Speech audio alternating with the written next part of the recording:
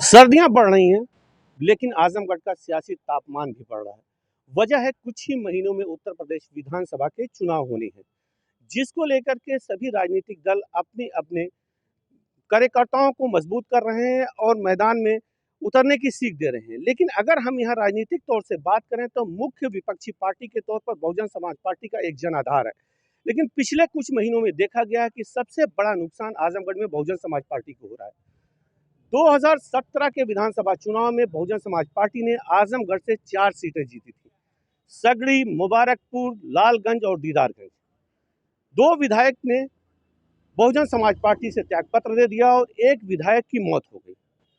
सबसे मजबूत नेता थे सुखदेव राजभर, जिन्होंने अपनी मौत के कुछ पहले एक मार्मिक पत्र अखिलेश यादव को लिखा और उसमें उन्होंने ये लिखा कि मैं अपने पुत्र को आपके हवाले कर रहा हूँ, और उसके कुछ ही दिनों बाद उनका देहांत हो जाता है।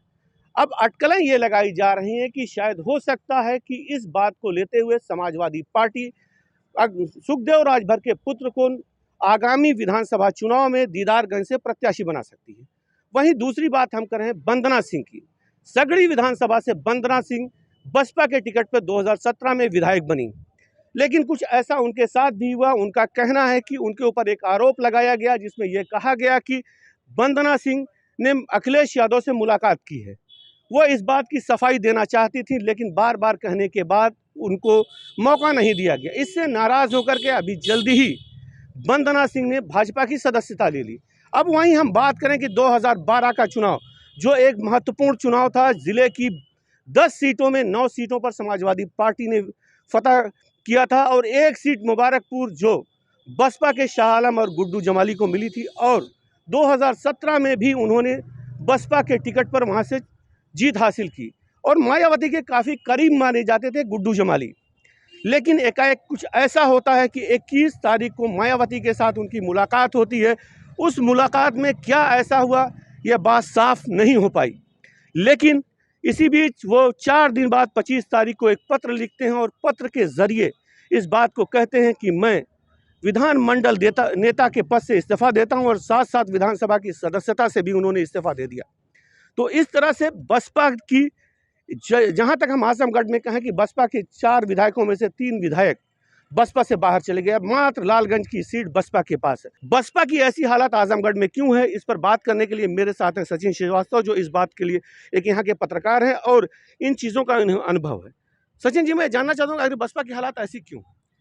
ये तो काफ़ी सोचनीय है। इसके लिए बसपा नेतृत्व को सोचना पड़ेगा कि आखिर एक ज़माने में जो पहला सांसद पूरे इंडिया में आजमगढ़ में बना बसपा का, और आज ये हालात हैं कि बसपा के टिकट के लेने के दावेदार कम हो गए हैं। कई विधानसभा ऐसी हैं कि जहाँ कोई प्रत्याशी ही नहीं मिल रहा है। और जैसा कि आपने बताया कि 4 विधायकों में से 3 एक का देहांत हो गया है और 2 पार्टी छोड़ चुके हैं। एकमात्र विधायक अरिमर्दन आज़ाद लालगंज से बचे हुए हैं, और 2 पूर्व मंत्री विद्या चौधरी जी पार्टी छोड़ चुकी हैं। चंदेवराम यादव करेली जी समाजवादी पार्टी ज्वाइन कर चुके हैं। तो आए दिन बसपा को झटका लग रहा है। इसके लिए बसपा नेतृत्व को काफ़ी सोचना पड़ेगा। आज अगर वोट बैंक की बात की जाए तो उनके साथ उनका वोट बैंक जो है, एक माना जाता है दलित वोट बैंक, वो उनके साथ है।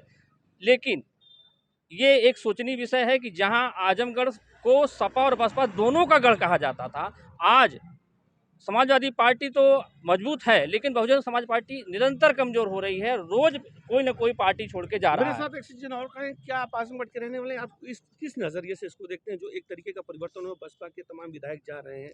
तो बसपा के विधायक जाने का रीज़न ये है कि बसपा का नेतृत्व गलत रहा है, और ये लोग यही बार बार अफवाह फेंक रहे हैं कि बहन मायावती हम लोगों से पैसे का डिमांड करती हैं, जबकि बहन मायावती ने गुड्डू जमाली से स्पष्ट कहा कि नहीं, आप रेप कांड का एक छेड़खानी का आरोप है, इस पर कहते थे कि योगी से आप कहिए क्योंकि योगी से आपकी बनती है।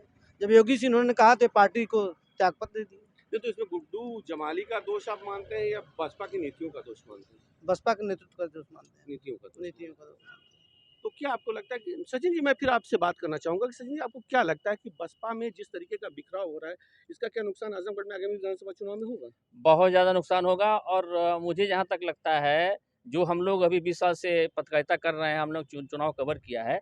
इस बार 2022 के चुनाव में सीधा मुकाबला समाजवादी पार्टी और भारतीय जनता पार्टी के बीच में होगा, क्योंकि भारतीय जनता पार्टी कभी भी आजमगढ़ में किला फतह नहीं कर पाई है, लेकिन इस बार उसको बसपा के कमज़ोर होने का फ़ायदा मिलेगा और बसपा, हमको नहीं लग रहा है कि आजमगढ़ से कोई भी सीट यहाँ से जीत पाएगी। नहीं, लेकिन उनके पास तो एक कार्डर और वोट बैंक है, एक कार्डर बैंक है वोट का, तो कैसे आप इसको नज़रअंदाज है उनके बसपा के कार्डर वोट को कैसे नज़रअंदाज किया जा भाई सकता है? कार्डर वोट बैंक रहेगा तो कार्डर वोट बैंक जिताने की स्थिति में नहीं है ना। 2017-7 में जब उनकी सरकार बनी तो यहीं उनके काफ़ी विधायक यहाँ से जीते और ब्राह्मणों ने भी सहयोग किया, दलितों ने किया और माइनॉरिटी के लोगों ने किया, यादव लोगों में ने किया। यहाँ के करेली चंद्रराम करेली मुबारकपुर से जीत के आए थे, मंत्री बने, तो उनको सर्व समाज का वोट मिलता रहा और सर्वजन हिताय सर्वजन सुखाय की बसपा बात करती थी, लेकिन आज वो अपनी नीतियों से पलट चुके हैं।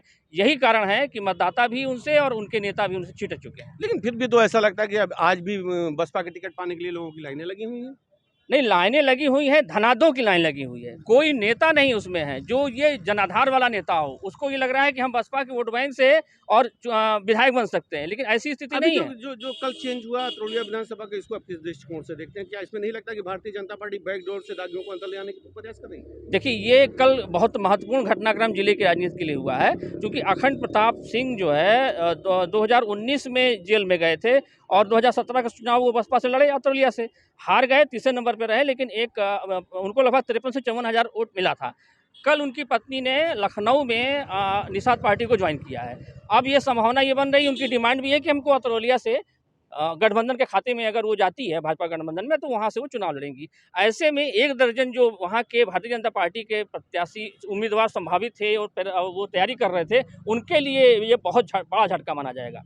ये तो इसका फायदा भाजपा को तो मिल सकता है। नहीं, भाजपा को मिलेगा, निरंतर मिलेगा, क्योंकि वंदना सिंह एक छत्री हैं और उनको निषादों का वोट मिलेगा। तरोलिया निषाद और छत्री बहुल सीट है, इस नाते उनको निश्चित रूप से लाभ मिलेगा इसका। तो बसपा से जाने के पीछे रीजन आप क्या मुख्य मानते हैं? लोगों का बिखराव। अब बिखराव तो जैसे ये कहा ये जाता है, भाई बसपा के जो पार्टी छोड़ते हैं उनका ये कहना है कि हमसे पैसे की डिमांड बहुत ज़्यादा की जाती है, जो देने की स्थिति में आज के जो जनाधार वाले नेता हैं वो नहीं है, इसीलिए उनका मोह मांग होता चला जा रहा है।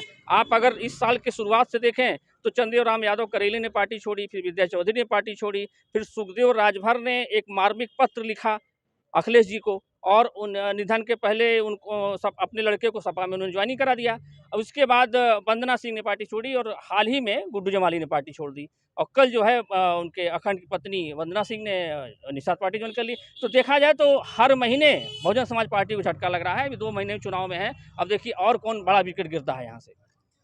अब देखिए जो भी बात है, लेकिन आजमगढ़ में कुल मिलाकर के हम देखेंगे तो पिछले कुछ दिनों में सबसे बड़ा नुकसान बहुजन समाज पार्टी को हो रहा है और इस तरीके से उनके सभी बड़े नेता या छोटे नेता जो हैं बसपा का साथ छोड़ रहे हैं। इसके पीछे वजह जो भी हो, लेकिन ये आगामी विधानसभा में देखने को ज़रूर मिलेगा।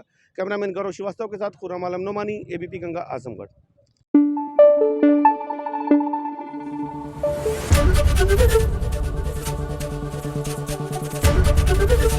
एबीपी गंगा, खबर आपकी, जुबान आपकी।